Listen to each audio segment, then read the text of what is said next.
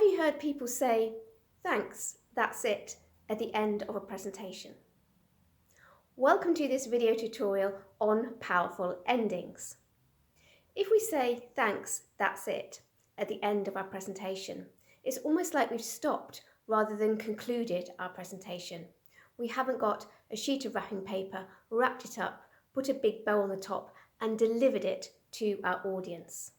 Or, if you want another metaphor, it's like we're driving our car down the road, we stop in the middle of the road rather than park on the curbside or in a driveway or in a garage. So say, for example, you've got a powerful beginning, which I really hope you have. Maybe you ask the audience a question, something like, "Did you know that 33% of people do this?" as a lead-in to what you're going to talk about.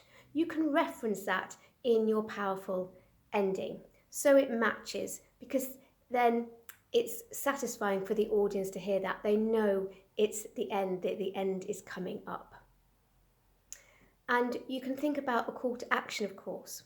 What do you want your audience to do or think as a result of what they've heard? And also have a think about how you want your audience to feel. Inspired, energized, provoked to think something different. So then you can think about that in the tone of your powerful ending, which also relates to the tone throughout the whole presentation. Enjoy the ends of your presentations. Get creative with them. Thanks very much.